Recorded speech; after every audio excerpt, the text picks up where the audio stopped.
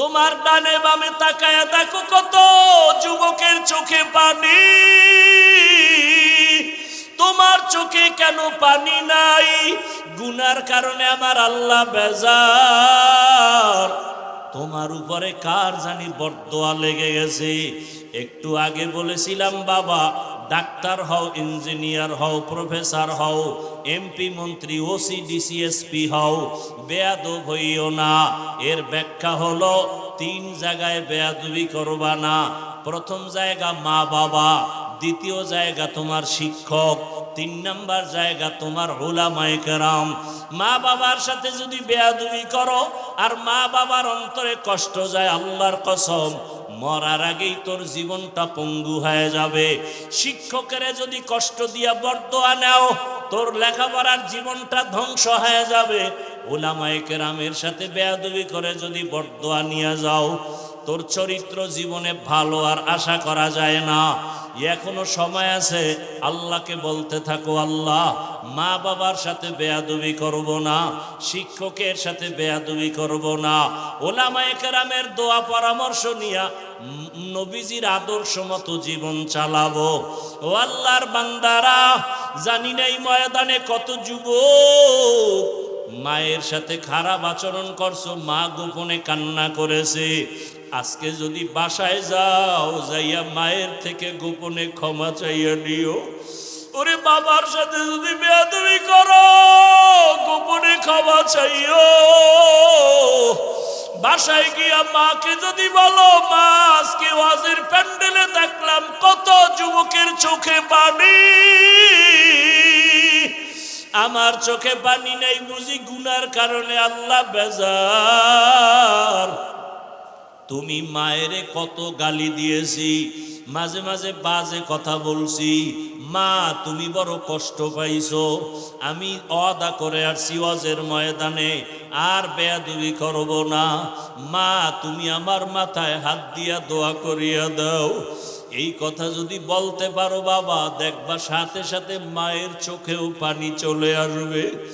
মা ডাক দিয়া বলবে, বাবা আয় আয়। মাথায় হাত দিয়া দোয়া করি আর বলবে, আরশে আজিমের মালিক, আমার কলিজার সন্তানটারে তুমি কবুল করিয়া নাও। ওই মা বাবার দোয়া কবুল হয়ে যাবে, তোমার কপাল খুলিয়া যাবে। ও আমার যুবক বাবারা, পায়ে হাত দিলে কি আর নামাজ ছাড়বা না বলো? তোমাদের পাও ধরলে কি বলবা আর নামাজ ছাড়বা না? তোমাদের পায়ে হাত রাখলে কি বলবা আর দাড়ি কাটবা না?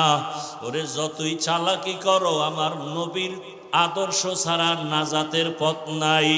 যতই চালাকি করো, আমার আল্লাহকে বেজার করলে নাজাতের পথ নাই। আল্লাহর আদালতে দাঁড়াইয়া হিসাব দেওয়ার ভয় নিয়া চোখের পানি ছেড়ে তওবা করো। মরিয়া গেল আর নামাজ ছাড়বা না, বেপরদায় চলবা না, মা বাবার সাথে বেয়াদবি করবা না, ওলামায়ে কেরাম শিক্ষকের দোয়া নিয়ে নবীর তরিকা মেনে চলবা। ও পর্দার আড়ালের মা বোনেরা, আল্লাহর কাছে খাঁটি অন্তরে তওবা করেন আর নামাজ ছাড়বেন না, বেপরদায় চলবেন না, স্বামীর মাল খেয়ানত করবেন না, সন্তানটাকে আদর্শ সন্তান বানাবেন। ডাক্তার হইয়াও যেন বেয়াদবিমূলক আচরণ না করে, ইঞ্জিনিয়ার হলেও যেন আদর্শবান হয়, আচরণে যেন কেউ কষ্ট না পায়, প্রফেসর বানালেও যেন আদো বলা হয়, তার আচরণে যেন কেউ কষ্ট না পায়। তওবা করার মতো যদি অন্তর কারো তৈরি হয়, মুনাফিকি যদি অন্তরে না থাকে, খাঁটি তওবার নিয়ত যাদের আছে, দুটো হাত আমার আল্লাহকে দেখাইয়া দাও। আয় আল্লাহ, হাতগুলো কবুল করে নেন, তওবা কবুল করে নেন, তওবার উপরে মজবুত হইয়া চলার মতো তৌফিক দান করেন, আমিন। রসুলের উপরে হাজারো লাখ কোটি দরুদ ও সালাম একবার পড়ি, সাল্লাল্লাহু আলাইহি ওয়া আলিহি ওয়াসাল্লাম। কি ওয়া আলিহি? সাল্লাল্লাহু আলাইহি ওয়া আলিহি ওয়াসাল্লাম পড়েন, সাল্লাল্লাহু আলাইহি ওয়া আলিহি ওয়াসাল্লাম। জীবনে মানুষ বড় হতে চায়, লাভ চায়, এই দুনিয়া এবং আখেরাতে বড় হওয়ার তাবিজের নাম দরুদ শরীফ। বলে গেলাম, পারলে আমল করেন, না পারলে নাই। বলার দায়িত্ব আমার, মানবেন কিনা সে দায়িত্ব আপনার। হেদায়েতের মালিক আমি না, একমাত্র কে? রসুলের হাতেও আল্লাহ হেদায়েতের চাবি দেন নাই। ইন্নাকা লা তাহদি মান আহবাবতা ওয়ালাকিন্নাল্লাহা ইয়াহদি মান ইয়াশা। নবী আপনি কাউকে ভালোবাসলেই সে কালেমা পড়বে, বিষয়টা এমন না। আমি চাইলে হবে, আপনি চাইলে হবে না। আমি আল্লাহ যদি চাই হবে, আপনি চাইলে। এ কারণে আবু জাহাল কালেমা পড়ে নাই, 13 বছর দেখলো, বয়ান শুনলো। আর ওমরের মতো গোলাম আপনাকে জবাই করতে আসিয়া কালেমাওয়ালা হয়ে গেল। ওমরের আল্লাহ এমন পাওয়ার দান করেছেন, যেই ওমরের নামটা এখনো শুনলে সবার শরীরটা কেমন যেন একটা গরম ভাব, ভয় ভয় ভাব। ওমরের নাম শুনলে এখনো ভয় লাগে। ওমর নাম বড় ভয়ঙ্কর। সমাজে যাদের নাম ওমরে ফারুক, তারা কেমন যেন একটু গরম ভাবের হয়। যাদের নাম আবু বকর, তাদের কেমন যেন একটু নরম নরম ভাব, ঠিক নেই? এমন কি কেউ যদি ঘুমের সময় ডান হাতের শাহাদাত আঙ্গুল দিয়া ঘুমের সময় বুকের মধ্যে ওমরের নাম লেখে, আইন মিম রা, তার ঘুমের মধ্যে কখনো স্বপ্ন দোষ হবে না। মোবাইলে আকাম করলে আর 1000 বার ওমরের নাম লেখলে কি হইব? Diarrhoea ছুটবো, diarrhoea. আল্লাহ হেদায়াত দান করুন। ওলামায়ে কেরাম আপনাদের সামনে কোরআন সুন্নাহ ভিত্তিক আলোচনা করেছেন, আপনারা ধৈর্যের সাথে শুনেছেন। আল্লাহ ওলামায়ে কেরামদের কথাগুলো সহি তরিকায় আমাদের আমল করার তৌফিক দান করেন। ওলামায়ে কেরামের ইজ্জতকে আল্লাহ বেশি বেশি বাড়ায় দেন।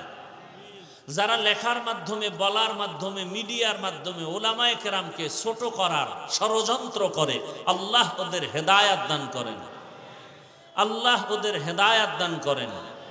আল্লাহ ওদের হেদায়াত দান করেন। হেদায়াত না থাকলে আল্লাহ ওদেরকে ধ্বংস করে দেন। এ কথা কেন বললাম?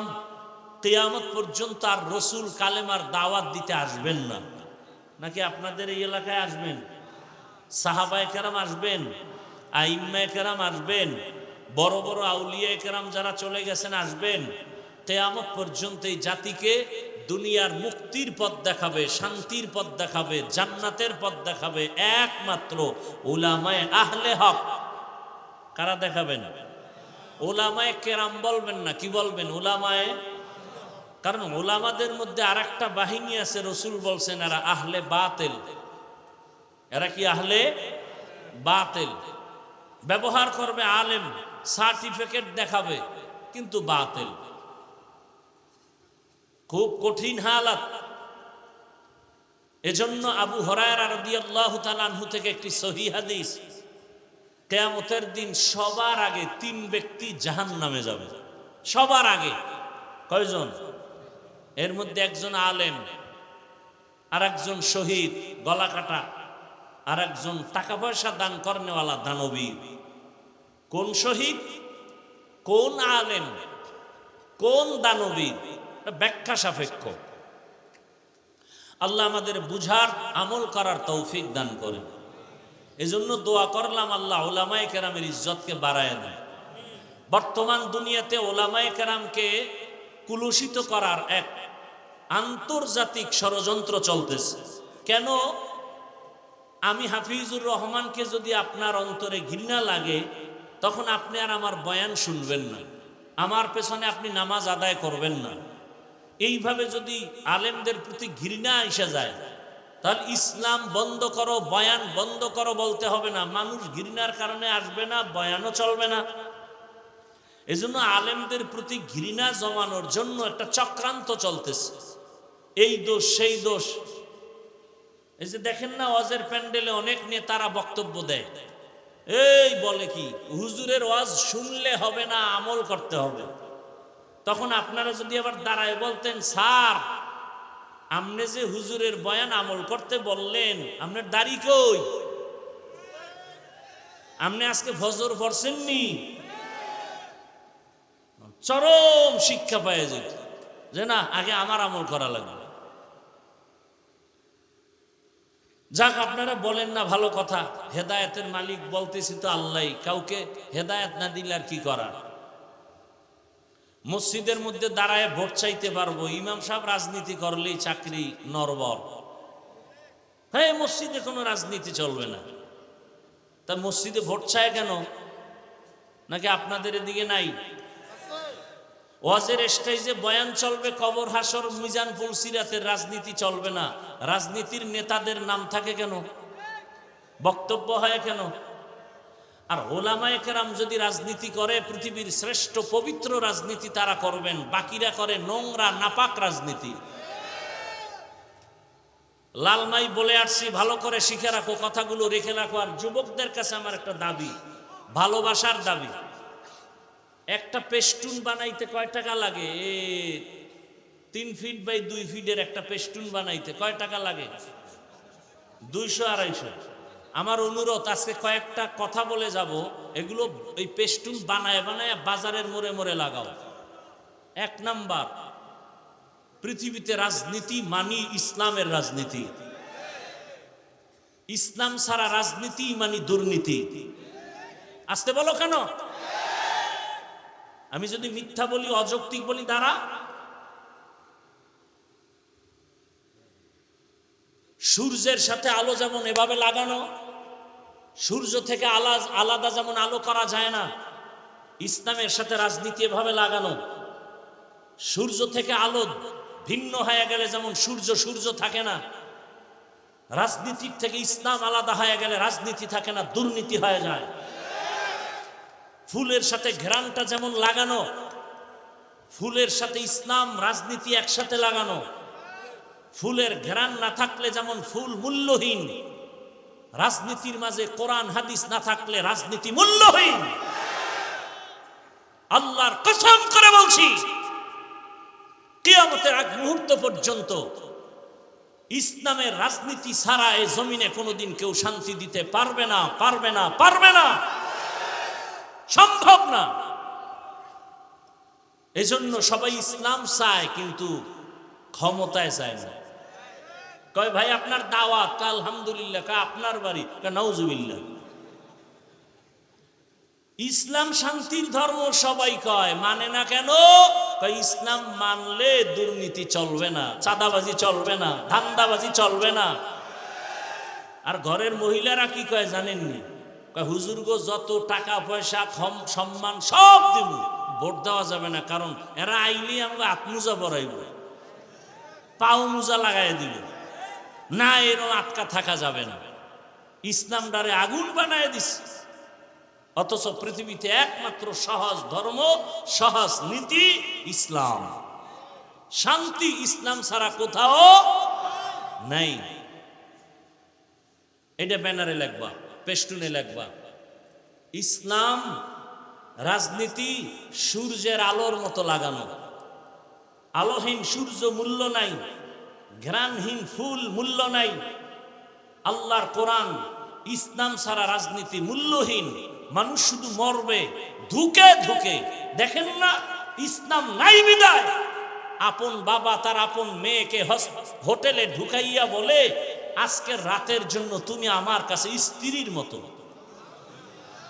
এটা কি ইন্ডিয়ার খবর? সোনার বাংলার তাজা খবর। তোমার খবর নেই।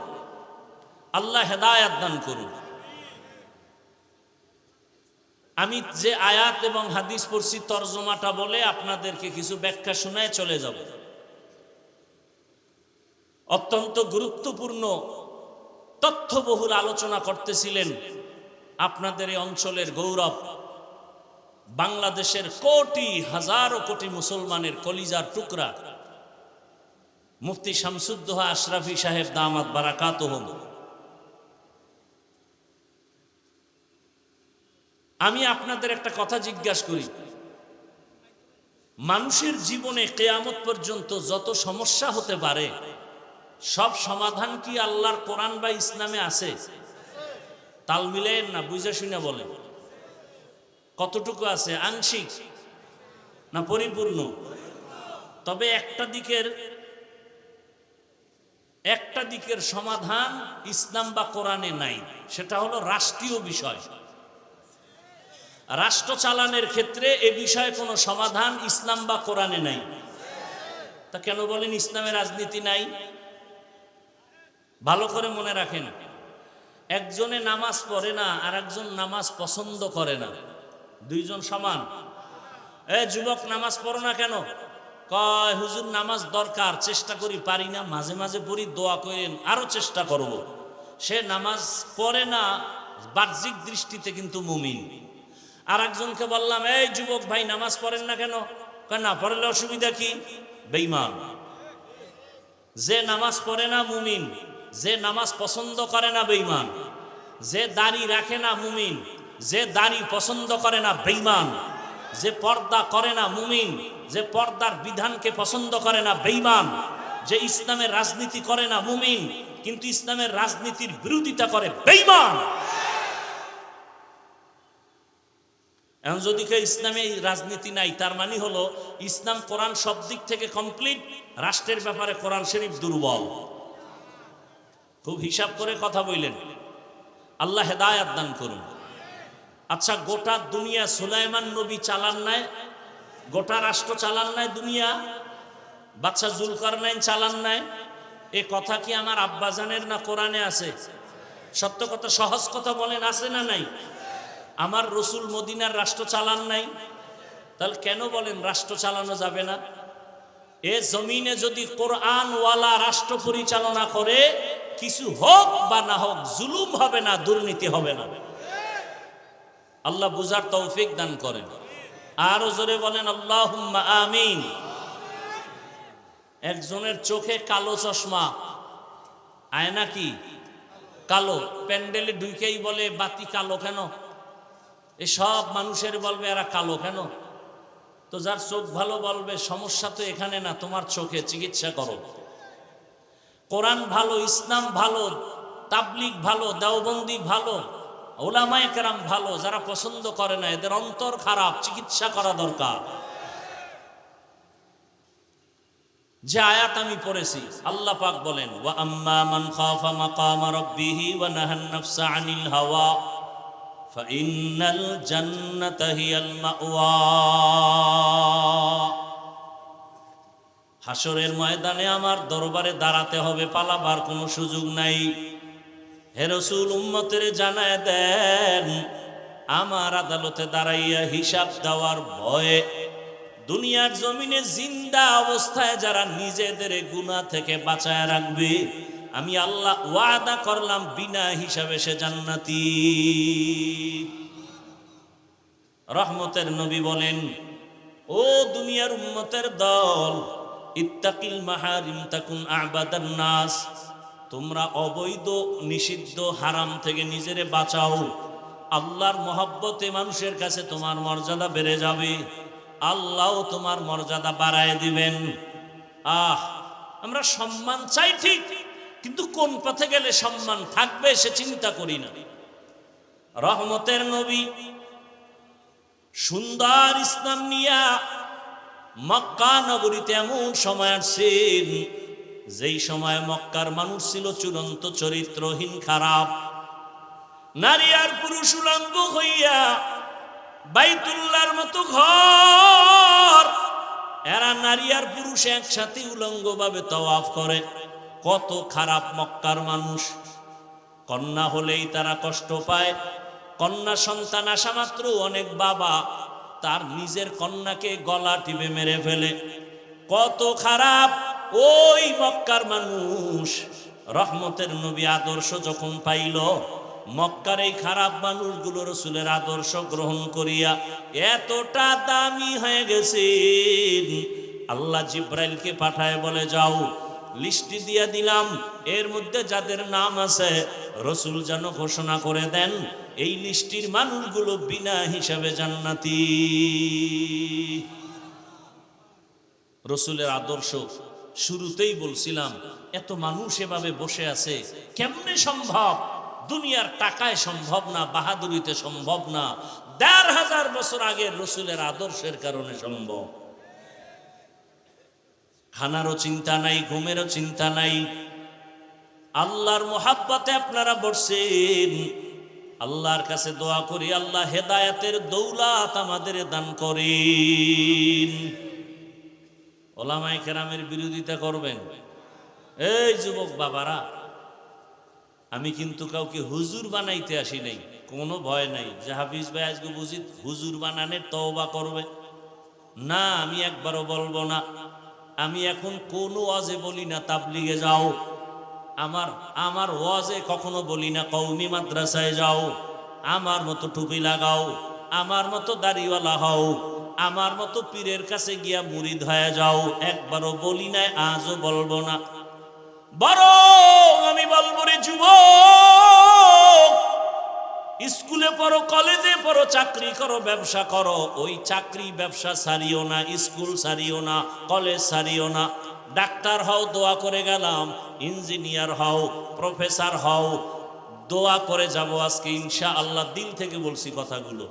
ডাক্তার হও, প্রফেসর হও, ইঞ্জিনিয়ার হও, এসপি হও, ওসি হও, ডিসি হও, এমপি হও, মন্ত্রী হও, তবে একটা দাবি করে যাব শেষ বেলায়, বেয়াদব হইও না।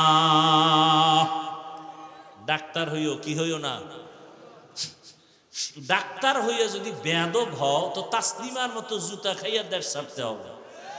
তাসলিমা নাসরিন এমবিবিএস ডাক্তার, লাঙ্গল কোটের না, মোটামুটি নামি, দামি তো নাই। নামি আর দামি ব্যবধান আছে না নাই? নামি ডাক্তার, কিন্তু আজকে কপাল এত খারাপ যে মরলে লাশটাও এ দেশে আর আসার সম্ভাবনা নাই। কেমন চান কপাল! আল্লাহ হেদায়াত দান করুন। যুবক, ডাক্তার হইও, বেয়াদব হইও না। ইঞ্জিনিয়ার হও, বেয়াদব হইও না। প্রফেসর হও, বেয়াদব হইও না। এমপি মন্ত্রী হও, ওসি ডিসি এসপি হও, বেয়াদব হইও না। প্রশ্ন তোমার অন্তরে, বেয়াদব হব না কথার ব্যাখ্যা কি? সুযোগ থাকলে একটু পরে বলতেছি। আপনারা বয়ান শেষ করতে বললে বলেন, আমি মোনাজাত দিয়ে চলে যাই। আমি গিয়ে আবার সাহারি খেতে হবে। আল্লাহ, উঠা বসা করেন কেন? এই ব্যারাম কেন? আপনার কপাল এত ভালো কেন যে নিজে বয়ান শুনেন না, কাউকে শুনতেও দেন না? আপনার জীবনটা কি এভাবেই যাবে মানুষের ক্ষতি করতে করতে? নবীজি বলেন, দুনিয়াতে ভালো মানুষকে জানো? খায়রুন নাস মাইয়ানফাউন নাস। দুনিয়াতে সব থেকে ভালো মানুষ ওই ব্যক্তি যার দ্বারা অন্যের কোনো ক্ষতি হয় না, উপকার হয়। কি হয়? আমার হাতের দ্বারা কারো ক্ষতি হবে না, চোখের চাহনিতে ক্ষতি হবে না, জবানের কথায় কারো ক্ষতি হবে না, সে ভালো মানুষ। আপনি ভালো মানুষ কি? নিজের তো মহাপণ্ডিত ভাইবা বসে আছে, অথচ সন্তানের সাথে কেমন আচরণ করেন, স্ত্রীর সাথে কেমন করেন, ভাই হইয়া ভাইয়ের সাথে আচরণ কেমন করেন, শিক্ষক হইয়া ছাত্রের সাথে আচরণ কেমন করেন, আমি বক্তা হয়ে শ্রোতাদের সাথে আচরণ কেমন করি, আমি ইমাম হয়ে মুসল্লিদের সাথে আচরণটা কেমন করি। মাইয়ানফাউন নাস, হাতের দ্বারা, চোখের চাহনির দ্বারা, জবানের দ্বারা কারো ক্ষতি হবে না। আপনার ওঠা বসার ব্যারাম থাকলে ভিতরে বসলেন কেন? আপনি বাইরে বসতেন, ফাঁকে গিয়া বিড়িও টানতে পারতেন, আবার আইসা বয়ান শুনতে পারতেন, ভিতরে ঢুকে ডিস্টার্ব করেন কেন? এমন সান কপাল আপনার কেন? কার অভিশাপ লাগছে আপনার কপালে? ভালো মানুষ তো এমন কারো ক্ষতি করতে পারে না। অবশ্যই কারো অভিশাপ লাগলে ওর কপালটা পুড়ে যায়। বয়ানের শুরু থেকেই কপাল পোড়া আর ভালোর বয়ান শুরু করছে। আবু জাহিল আর ওমরের কথা বললেন, জানি নাই ময়দানে কার কপাল ভালো আর কার কপাল আবু জাহালের মতো খারাপ, যে হাজারো বয়ান শুনবে, মোনাজাত না দিয়ে ভাগবে। আর ওমরের কপালওয়ালারা চিন্তা করবে, জীবনে গুনাহ তো কম করি নাই, হাতের গুনাহ, চোখের গুনাহ, জবানের গুনাহ, অন্তরের গুনাহ। আমার ব্যবহারে আমার মা কষ্ট পায়, মা কষ্ট পায় আমার ব্যবহারে, আমার বাপ আমার উপরে বেজার, আমার শিক্ষক আমার উপরে বেজার, আমার আচরণ এত খারাপ যে আমার উপরে আলেমরা অখুশি, আমার উপরে গ্রামের মানুষ অখুশি, আমার বন্ধু অন্তরে কষ্ট, আমি এত খারাপ। এই চিন্তা করে বলবে না আর খারাপ হতে চাই না, খারাপ থাকতে চাই না, এখান থেকে আজকে তওবা করে এরপরে বিদায় হব। ওমরওয়ালা কপাল। আল্লাহ সবাইকে হেদায়াত দান করুন। দুনিয়ার সব অপরাধ করবে, এতে দোষ নাই। আমি বলি কেন আমার দোষ? ওই যে মসজিদের জন্য সবাইরে দোয়া করে গেলাম, সবাই মাদ্রাসায় টাকা দিয়েন, মসজিদে টাকা দিয়েন। পরে শুনি কমিটির লোক উঠাইয়া খাইয়া টাকা পয়সা তুষ বানায় ফেলাইছে। এলাকার মানুষ গরম, কমিটির এই মাদ্রাসার দোষ নাই, হুজুরগো দোষ নাই, মসজিদের কমিটিরও দোষ নাই। দোয়া করছে কে? আরে ধর মামলা কর। বাস, হুজুরের দোষ। দোয়া করলো কেন? দোয়া করলেও বিপদ, কঠিন বিপদ। আল্লাহ হেদায়াত দান করুন। দেখেন না, মসজিদে গিয়া ইমাম সাহেবরে কয় আব্বার জন্য একটু টাটকা দোয়া দিয়েন। তো ইমাম সাহেব জুমার নামাজের পরে দোয়া করতে গিয়া হের বাবার নামের সাথে আরো 4 জনের নাম কইছে। এর মেজাজ মোনাজাতের ভিতরেই খারাপ হয়ে গেছে যে দোয়া পাইবে আল্লাহ, আমার আব্বা এককভাবে 4 ভাগ করে লাইল। মনে মনে একটা আশা ছিল 1000 টাকা হাদিয়া দিবে, হাদিয়াও ভাগ করে লাইছে রাগে। মোনাজাতটা শেষ হওয়ার পরে মনে তো আর খুশি নাই, বাবার দোয়া ভাগ হয়ে গেছে 4 দিকে। 200 টাকা 1000 টাকা না দিয়া 200 দিয়া ইমাম সাহেবের এভাবে দিয়া কয় নেন হুজুর। এরমই কইরেন। এরম কিছু মূর্খ সমাজে আছে না নাই? আবার একজনের মাথা গরম, কি ও কয় হুজুরের দোয়া করছে ভালো, মাশাআল্লাহ, আমার আব্বার নাম যে কইল না। এখন আল্লাহ যদি ভুলে অন্যদিকে দোয়াটা ফাটায় দেয়, এরকম মূর্খ সমাজে আছে না নাই? দেখেন না, জানাজান নামাজে দাঁড়াইলে হুজুর বাংলা নিয়ত কন, আছে না নাই? রসুল কি বাংলা নিয়ত শিখাই গেছে? তার নেই ফাইজদেমি চালাকি কই পাইলেন? হুজুর বাংলা নিয়ত কন, কিসের নিয়ত? আপনি তো ঘর থেকে আসছেন জানাজা পড়ার জন্য, জুমা পড়তে তো আর আসেন নাই। তো নিয়ত তো অন্তরে রেডি হয়ে গেছে, এরপর আবার বাংলা কিসের আর ইংরেজি কিসের? মানে আলেমুল আমাদেরকে মোটামুটি এক কথা এদেরকে রিমান্ডে রাখতে হবে। দেখেন না, এই জমিনে ওলামা একরামের মতো জাতির বন্ধু আপন কেউ নাই, বাকি সব চান্দাবাজ আর ধান্দাবাজ। একমাত্র এই জাতির কলিজার বন্ধু ওলামা একরাম। প্রমাণ করোনা ভুলে গেছেন? কথা বলেন না কেন? বাবার করোনা হয়ে গেল, বাবার শিক্ষিত 2 কুলাঙ্গার ছেলে ট্রিপল মাস্ক লাগায় বসে আছে, বাবার কাছে যায় না, করোনা মরণের ভয়।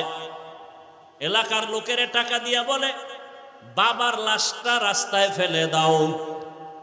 এলাকার লোক টাকা নিয়া রাস্তায় লাশ ফেলে দিল। কুলাঙ্গার শিক্ষিত 2 সন্তান জানালা লক করে দিল, তাকাইল না, বাবার লাশ কুকুর খেলো না, জানাজা হলো। ইতিহাস ভুলে যাইও না রে যুবক, ওই সময় আমার দেশের টুপিওয়ালা উলামায়ে কেরাম করোনার শত শত লাশ নিজেদের কাঁধে নিলেন, গোসল করালেন, কাফন পরায়া জানাজা পড়ালেন, কবরে রাখলেন। একজন হুজুরেও করোনায় মরে নাই। আর একটা তাজা দলিল দেই, আপনার তো মানবেন না জানি, তারপর আপনাদের দিয়ে স্বীকার করাই। যারা সরকারি চাকরি করে, বেসরকারি চাকরি করে, প্রতিদিন ডিউটি কত ঘন্টা? সত্য কথাটা বলতেও কষ্ট লাগে। মাসে বেতন নিম্নে কত? নিম্নে 20,000। টেবিলের নিচে আরো কত মুক্তার দানা তো আছেই, আছে না নাই? না হয় রাতারাতি কলা গাছ হয় কেমনে? 10 তলা বিল্ডিং এর মালিক হারাম টাকা দিয়া গরিবের উপরে জুলুম করে বিল্ডিং বানাইছো, এই কারণে বিল্ডিং এ ঘুমানোর কপাল নাই। হালাল টাকার বিল্ডিং কেউ দখল করতে পারে না। যেমনি তুফানে বাড়ি উঠছে, ওই তুফানে ভাঙছে। রাতারাতি আসছে, রাতারাতি নাই।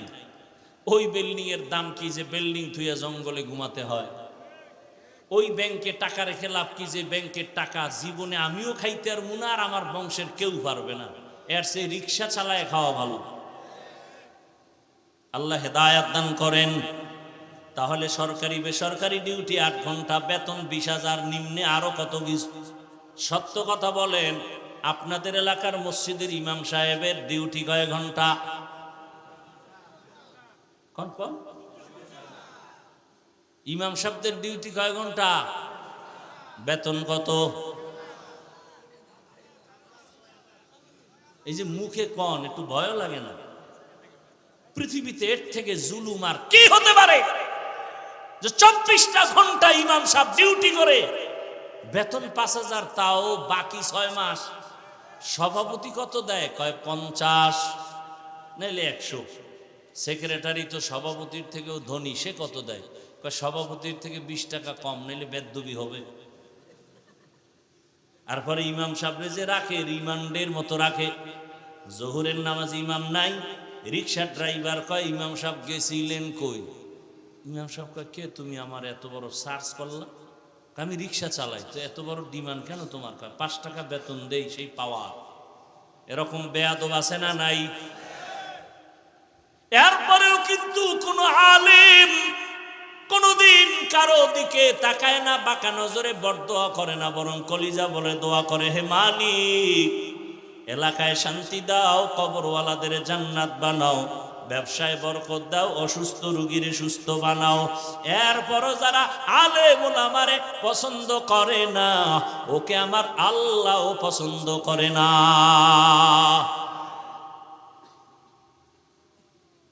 যাদের কাছে এখনো রসুলের আদর্শ আছে, সে যে লাইনের হোক, এখনো সম্মানে আছে।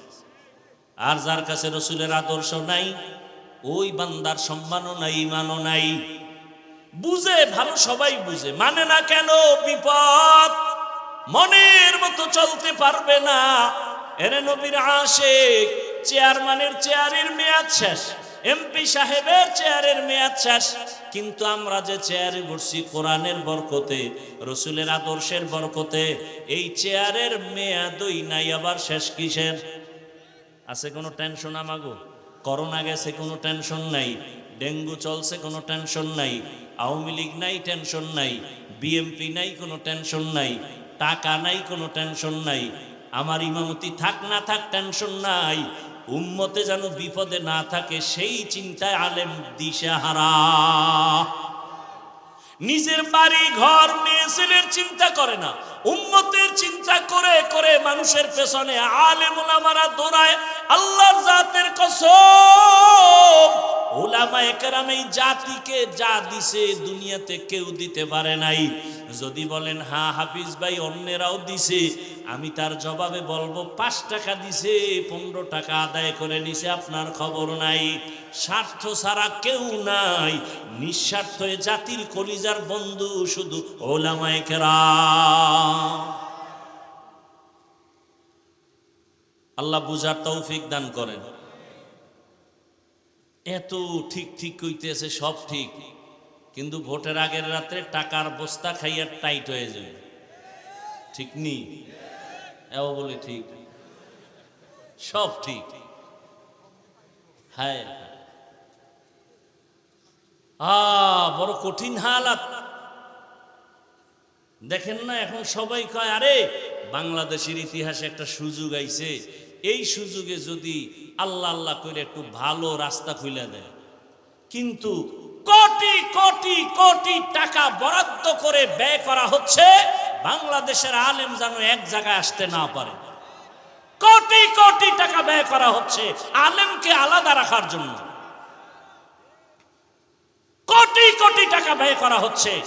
আমি সেদিন এক মাহফিলে বলেছি, যাদের নিয়ে টেনশন করেছিলাম যে এরা এক হবে কিনা, আলহামদুলিল্লাহ আজকে তারা এক জায়গায়। আর যাদের নিয়ে কোনো টেনশন করি নাই, তাদের নিয়ে এখন টেনশন বেড়ে গেছে, এখন দোয়াও বাড়ায় দিতে হইতেছে। এরপরও কাম হয় কিনা আল্লাহই ভালো জানে। বাংলাদেশ মুসলমানের দেশ, মাদ্রাসার অভাব নাই, আলেমের অভাব নাই, মসজিদের অভাব নাই, তাবলীগের অভাব নাই, পীর মুরিদির অভাব নাই। এরপরও এত ঝামেলা কেন? একমাত্র কারণ আমাদের উলামায়ে কেরামের অনৈক্য। আর এই দোষ আপনাকে অর্ধেক। আলেমরা যে এক হয় নাই, আপনাদের দোষ কত? 50%। কেন? যারা আমার ভক্ত এরা আমারে ফেসবুকে লিখতে লিখতে একেবারে আরশে আজিমে উড়ায়, আর আমার লাইনের বাইরে যারা এগো সিজ্জিনের তলে নিয়ে যায়। আছে না নাই? আলেমের ব্যাপারে আপনাদের কোনো মন্তব্য করা জায়েজ নাই। আলেম যদি কিছু ভুল করে উলামায়ে কেরাম যারা মুকুট রাহবার আকাবির এরা সমাধান করবে। আপনি কি? ইমাম সাহেব ভুল করলে আপনি নামাজে নাই, চায়ের দোকানে বয়ে মাইকের আওয়াজ শুনছেন ইমামের আলহামদুর মধ্যে ভুল, আপনি জানালা দিয়ে যদি কোন ইমাম সাহেব ঠিক করে পড়েন, আর একজনকে কিও তুমি কি করলা, লোকমা দিলাম, এটা লোকমা না বেয়াদবি? বেয়াদবি। উলামায়ে কেরাম যদি ভুল করে আপনার বিরোধিতা করার কোনো মন্তব্য করার কোনো অধিকার নাই। আপনি যদি কোন লোকমা দিয়েছি, চরম বেয়াদবি আপনার। ঊর্ধ্বতন উলামায়ে কেরাম এটার সমাধান নেবেন, সমাধান করবেন। এই জন্য কেউ কারো পক্ষ বিপক্ষ এটা না কইরা এমন কাজ করেন যে উলামায়ে কেরাম এক হয়। এই যে আমার বয়ান শুনছেন, আর একজন আলেম আইলে বলবেন হাফিজ সাহেব উলামায়ে কেরামের অনেক সুনাম বলে গেছে, ওই আলেম আমার উপরে কি আস্থা বাড়বে না কমবে? আর আপনি যদি কোন হুজুর কঠিন সাইজ করে গেছে আপনাকে গোষ্ঠী শুদ্ধা, এই অবস্থা, ভালো মনে করছিলাম, এত খারাপ। এই যে একটা খারাপ ধারণা আপনি ঢুকাই দিলেন ভক্ত হইয়া, এমনটা কইরেন না। উলামায়ে কেরাম সারা দুনিয়াতেও শান্তি নাই, আখিরাতেও মুক্তি নেই। ও চাপাবাজি করেন যাই করেন, কথা বাস্তব এগুলোই। আপনি মানেন আর না মানেন, তো মান ইয়া না মান মাই তেরা মেহমান। তুমি মানো আর না মানো সেটা তোমার বিষয়। বলে গেলাম, কথাগুলো মনে রাখবেন। وَأَمَّا مَنْ خَافَ مَقَامَ رَبِّهِ وَنَهَى النَّفْسَ عَنِ الْهَوَى فَإِنَّ الْجَنَّةَ هِيَ الْمَأْوَى।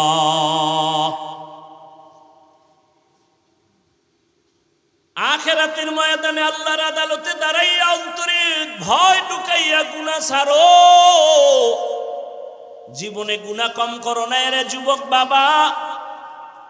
আজকে আমি তোমারে অনুরোধ করে বলছি, আজ তুমি দুনিয়ার লাইনে সব জ্ঞান অর্জন করেছো, কিন্তু নামাজটা ঠিক মতো তুমি পড়তে পারো না রে বাবা। আজকে তুমি স্কুলে পড়ো, কলেজে পড়ো, তোমার সাথে আমার কোনো বিরোধ নাই। ঢাকা কলেজে গিয়া দেখো, বহু ছেলেরা কলেজে ক্লাস করে, মাথায় পাগড়ি, বড় জামা, বড় দাড়ি, মনে হয় বড় মসজিদের খতিব, অথচ আরবি পড়তে পারে না। এটা কেমন করে সম্ভব? উলামায়ে কেরামের নেক সোহবতে সম্ভব। এই দেশে DC, SP, OC, RAB, army, police, BDR 5 ওয়াক্ত নামাজি নাই? তাহলে খারাপ বলবো কেন তাদেরকে? কয়েকদিন আগে এক আর্মির একটা যুবক ছেলে এসে দোয়া চায় আর বলে, হুজুর আর্মির চাকরি ছেড়ে দিলাম। আমি বললাম কেন? এই সময় তো আর্মির বড় মূল্য বাংলাদেশে। ছাড়লা কেন? বলে আমাকে বারবার বলে দাড়ি ফালাও, দাড়ি কাটো। শেষ পর্যায়ে আমি বলছি, স্যার আমি চাকরি ছেড়ে দিতে রাজি, দাড়ি ছাড়তে রাজি নাই। চাকরি ছেড়ে দিলাম। এখন বললাম কি দোয়া চাও? যুবক ছেলে বলে, হুজুর একটা দোয়া করবেন, আল্লাহ হালাল ভাবে রিজিকের যেন ব্যবস্থা করে দেয়। ও আমার যুবক, যতই বাহাদুরি করো চোখের সামনে তোমাদের এই নোয়াখালীর ঘটনা ভুলিয়া গেছো। আমি বাইতুল্লাহর সফরে, আমি তো ফেসবুক চালাই না রে বাবা। ওই সেদিন এক জায়গায় গেছি, বড় এক জায়গায় ঢাকার শহরে গিয়া ঢুকার পরে কয়, হুজুর আমরা আপনার ভক্ত। ভালো, দেখা হয় না, দূরের থেকে শুনছি। এখন ওই এক জায়গায় বসি চুপচাপ, এই লোক আর আমি আর কেউ নেই। তা আমি বসে বসে পানির একটা বোতল নিয়ে পানি পান করি। কয় হুজুর কোনো মাইন্ড করবেন না, একটা কথা বলি। আমি কি? আপনার ফেসবুক আইডিটা যদি আমাকে বলতেন তা আমি একটু অ্যাড হয়ে যাইতাম। আমি বললাম আমি জীবনে আমি ফেসবুক চালাই না। ও কপালে হাত দিয়ে কয়, হুজুর কি বলেন? ফেসবুক ছাড়া এই দুনিয়াতে চলা এটা সম্ভব? আমি বললাম আমার মোবাইলে ইউটিউবও নাই, আমি ডিলিট করে ফেলেছি। কারণ মাঝে মাঝে দুই একটা ওয়াজ দেখতে গেলে দেখা যায় মেয়েদের অ্যাড আসে, বাদ দিয়ে দিলাম। হুজুর এটা কেমন কথা? ফেসবুক ছাড়া কি দুনিয়ায় চলা যায়নি? আমি বললাম দেখি আমার আল্লাহ আমারে কি করে। তুমি তো মিডিয়া ছাড়া চলতে পারো না, তুমি তো ফেসবুক ছাড়া চলতে পারো না, দেখি আমার মাওলা আমারে কেমনে চালায়। সবাই ছবি তোলার জন্য পাগল, আর আমি একা খালি বিরোধিতাই করতেছি। এত বক্তারা বয়ান করে, কেউ মোবাইলের বিরুদ্ধে বলে না, আর আমি এত বলি কেন? আমি মাঝে মাঝে বলি আসলে আমি মানুষ হতে পারি নাই। যদি মানুষ হইতে পারতাম তো আপনাদের সাথে কেন তাল মিলাইতে পারি না? আমি কেন বলি না আমার ছবিটা সুন্দর করে উঠাও, বরং আমার ছবি যারা তুলতে দাঁড়ায় আমি ওদিকে নজর না দিয়া বাঁকা দিকে তাকাই আর জিব্বা ঠোঁট নাড়ায় শুধু আস্তাগফিরুল্লাহ পড়ি। কারণ দুনিয়ার সব ওলামায়ে কেরাম একমত, সরকারের প্রয়োজন ছাড়া, শরীয়তের ওজর ছাড়া যে কোনো কারণে এমনেই ছবি তোলা কবিরা গুনাহ হারাম। কত মানুষ তুলে, আপনারে ধমক দেই, যারে ধমক দিতে পারি না তারে কি করবো? আরে আমার লাইনের হুজুর গই তো ফিরাইতে পারি না, বাথরুম থেকে বের হইয়াও দেখি মোবাইলের ক্যামেরা রেডি, কি আর ছবি তুলি। আমি কিন্তু ভিতরে আইলি না কেন? বাথরুম দিয়ে বাইর হইছি, হ্যাঁ নো মোবাইল নিয়ে খাড়াই রয়েছে ছবি তোলার। আল্লাহ আমাকে হেদায়াত দান করেন। আসলে আমি মানুষ হইতে পারি নাই। এই বক্তা হওয়া অনেক সহজ, পীর হওয়া সহজ, ডাক্তার হওয়া সহজ, ইঞ্জিনিয়ার হওয়া সহজ, মুফতি মুহাদ্দিস হওয়া সহজ, মানুষ হওয়া বড় কঠিন। আসলে মানুষ হতে পারি নাই। আরে আপনারা জানেন আমি কত বড় হুজুর, কত ভালো বক্তা, অথচ আমি চোখ দুইটা বন্ধ করে দেখি আমার জবান আমার গুনার কারণে নাপাক। আমার জবানে কত গীবত, কত মিথ্যা, কত গালি। আমার হাত গুনার কারণে নাপাক। আমার আচরণে আমার স্ত্রী কষ্টে আছে, আমার আচরণ সন্তান সন্তুষ্ট না, আমার আচরণে আমার ভাই সন্তুষ্ট না, আমার ব্যবহারে আমার মা সন্তুষ্ট না, আমার ব্যবহারে আমার বাবা সন্তুষ্ট না, আমার ব্যবহারে আমার মুসল্লি সন্তুষ্ট না, আমার ব্যবহারে আমার ছাত্ররা সন্তুষ্ট না। তাহলে আমি আসলে মানুষই হতে পারি নাই। আমি বড় কঠিন হালাতে পড়ে আছি। ও আমার যুবক বাবা, একটু আগেও বলছিলাম কিছু কিছু যুবকের চেহারা দেখলে, ব্যবহার দেখলে মনে চায় আবার রুমাল দিয়া পাও দুইটা মুছাইয়া দেই। সালাম দিয়া কথা বলে, নজরটা উঁচু করে না, নত হয়ে কথা বলে, এতটা নরম মনে হয় ও আমার থেকে অনেক দামি হয়ে গেছে। কারণ ওর মধ্যে আল্লাহর ভয়, আল্লাহর আদালতে দাঁড়ানোর ভয়।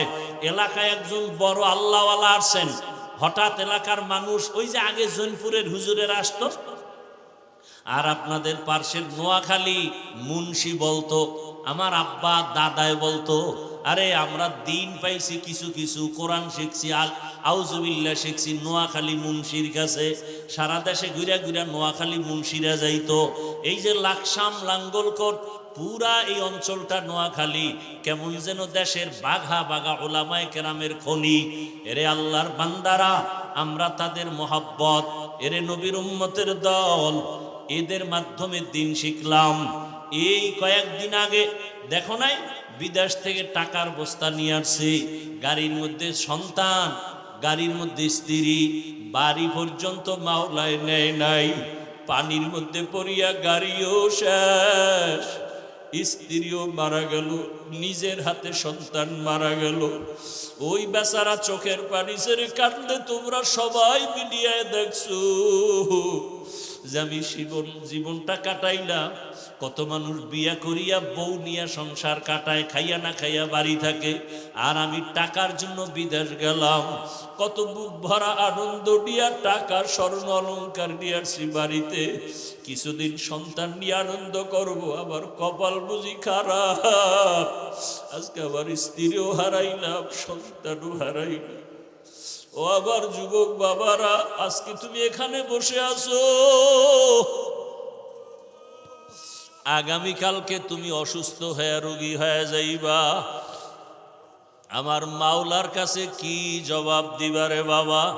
কালকে তুমি কবরের লাশ হয়ে যাইতে পারো, বলা যায় না।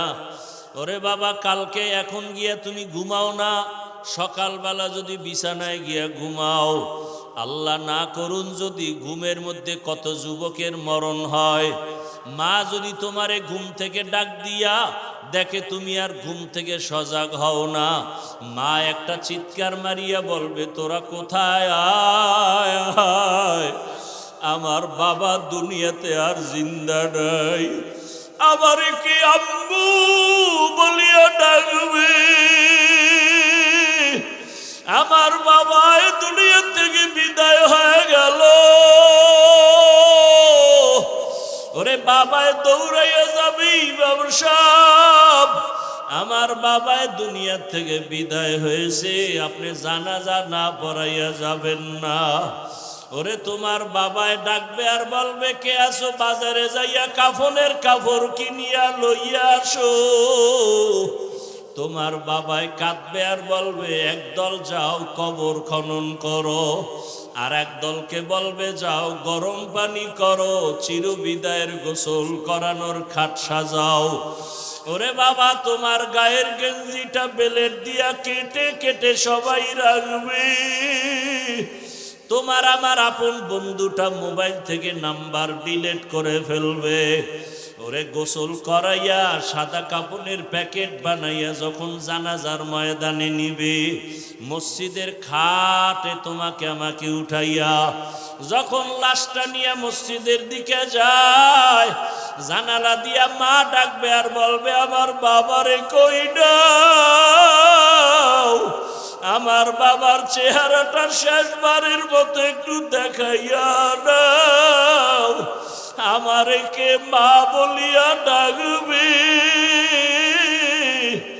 ও যুবক বাবা, চোখের সামনে কত লাশ, পানির নিচে যুবকের লাশ, গাড়ির নিচে যুবকের লাশ, ঘুমের বিছানায় যুবকের লাশ। ওই মরণের কথা স্মরণ করিয়া তওবা করো। স্কুলে পড়ো, কলেজে পড়ো, চাকরি করো, ব্যবসা করো, তোমার মতো কত যুবক ব্যবসা করে নামাজ ছাড়ে না, বলো বাবা তুমি কেন পারো না?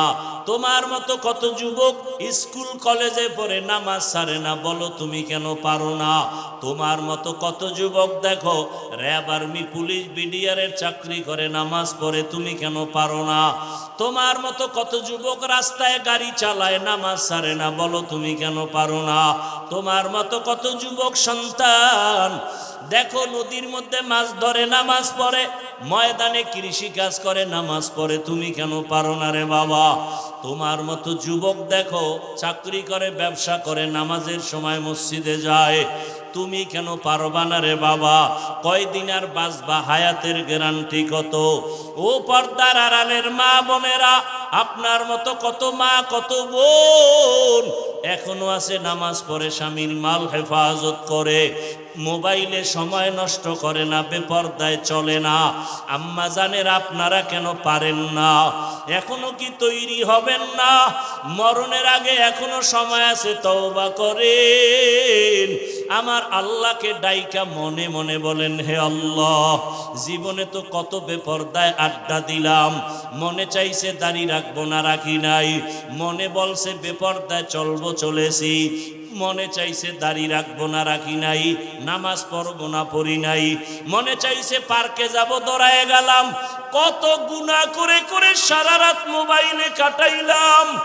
এখনো কি তওবার নিয়ত অন্তরে আসবে না রে যুবক? আল্লাহ যদি ওমরের মতো কপাল রাখে আর ওই নিয়ত নিয়া বসো, মনে মনে আমার আল্লাহকে ডাক দাও, ও দয়ার মাওলা, মনে হয় এই মজলিসে আমার মতো গুনাহগার কেউ নাই, আমার গুনার কারণে চোখে পানি আসে না, দিলটা পাথরের মতো শক্ত হয়ে গেছে। তোমার ডানে বামে তাকায়া দেখো কত যুবকের চোখে পানি, তোমার চোখে কেন পানি নাই? গুনার কারণে আমার আল্লাহ বেজার। তোমার উপরে কার জানি বরদোয়া লেগে গেছে। একটু আগে বলেছিলাম বাবা, ডাক্তার হও, ইঞ্জিনিয়ার হও, প্রফেসর হও, এমপি, মন্ত্রী, ওসি, ডিসি, এসপি হও, বেয়াদব হইও না। এর ব্যাখ্যা হলো 3 জায়গায় বেয়াদবি করবা না। প্রথম জায়গা মা বাবা, দ্বিতীয় জায়গা তোমার শিক্ষক, তিন নাম্বার জায়গা তোমার উলামায়ে কেরাম। মা বাবার সাথে যদি বেয়াদবি করো আর মা বাবার অন্তরে কষ্ট যায়, আল্লাহর কসম মরার আগেই তোর জীবনটা পঙ্গু হয়ে যাবে। শিক্ষকেরা যদি কষ্ট দিয়া বরদোয়া নাও, তোর লেখাপড়ার জীবনটা ধ্বংস হয়ে যাবে। উলামায়ে কেরামের সাথে বেয়াদবি করে যদি বরদোয়া নিয়ে যাও, তোর চরিত্র জীবনে ভালো আর আশা করা যায় না। এখনো সময় আছে, আল্লাহকে বলতে থাকো, আল্লাহ মা বাবার সাথে বেয়াদবি করব না, শিক্ষকের সাথে বেয়াদবি করব না। উলামায়ে কেরামের দোয়া পরামর্শ নিয়া নবীজির আদর্শ মতো জীবন চালাবো। ও আল্লাহর বান্দারা, জানি না এই ময়দানে কত যুবক মায়ের সাথে খারাপ আচরণ করছো, মা গোপনে কান্না করেছে। আজকে যদি বাসায় যাও, যাইয়া মায়ের থেকে গোপনে ক্ষমা চাইয়া নিও। ওরে বাবার সাথে যদি বেয়াদবি করো, গোপনে ক্ষমা চাইও। বাসায় গিয়া মাকে যদি বলো, মা আজকে ওয়াজের প্যান্ডেলে দেখলাম কত যুবকের চোখে পানি, আমার চোখে পানি নাই, বুঝি গুনার কারণে আল্লাহ বেজার। তুমি মায়েরে কত গালি দিয়েছি, মাঝে মাঝে বাজে কথা বলছি, মা তুমি বড় কষ্ট পাইছো। আমি ওয়াদা করে আসছি ওয়াজের ময়দানে আর বেয়াদবি করব না। মা তুমি আমার মাথায় হাত দিয়া দোয়া করিয়া দাও। এই কথা যদি বলতে পারো বাবা, দেখবা সাথে সাথে মায়ের চোখেও পানি চলে আসবে। মা ডাক দিয়া বলবে, বাবা আয় আয়। মাথায় হাত দিয়া দোয়া করি আর বলবে, আরশে আজিমের মালিক,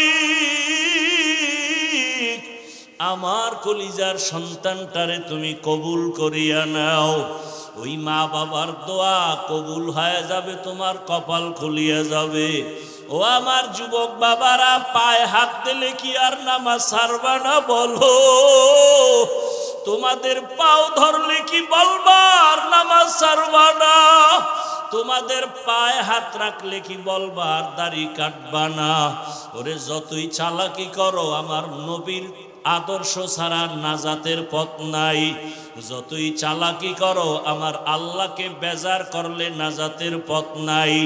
আল্লাহর আদালতে দাঁড়াইয়া হিসাব দেওয়ার ভয় নিয়া চোখের পানি ছেড়ে তওবা করো। মরিয়া গেল আর নামাজ ছাড়বা না, বেপরদায় চলবা না, মা বাবার সাথে বেয়াদবি করবা না, ওলামায়ে কেরাম শিক্ষকের দোয়া নিয়ে নবীর তরিকা মেনে চলবা। ও পর্দার আড়ালের মা বোনেরা, আল্লাহর কাছে খাঁটি অন্তরে তওবা করেন, আর নামাজ ছাড়বেন না, বেপরদায় চলবেন না, স্বামীর মাল খেয়ানত করবেন না, সন্তানটাকে আদর্শ সন্তান বানাবেন। ডাক্তার হইয়াও যেন বেয়াদবিমূলক আচরণ না করে, ইঞ্জিনিয়ার হলেও যেন আদর্শবান হয়, আচরণে যেন কেউ কষ্ট না পায়, প্রফেসর বানালেও যেন আদো বলা হয়, তার আচরণে যেন কেউ কষ্ট না পায়। তওবা করার মতো যদি অন্তর কারো তৈরি হয়, মুনাফিকি যদি অন্তরে না থাকে, খাঁটি তওবার নিয়ত যাদের আছে, দুটো হাত আমার আল্লাহকে দেখাইয়া দাও। আয় আল্লাহ, হাতগুলো কবুল করে নেন, তওবা কবুল করে নেন, তওবার উপরে মজবুত হইয়া চলার মতো তৌফিক দান করেন, আমিন। আলহামদুলিল্লাহি রাব্বিল আলামিন, ওয়াসসালাতু ওয়াসসালামু আলা সাইয়্যিদিল আম্বিয়া ওয়াল মুরসালিন ওয়া আলা আলিহি ওয়া আসহাবিহি আজমাইন। ইয়া আরহামার রাহিমিন।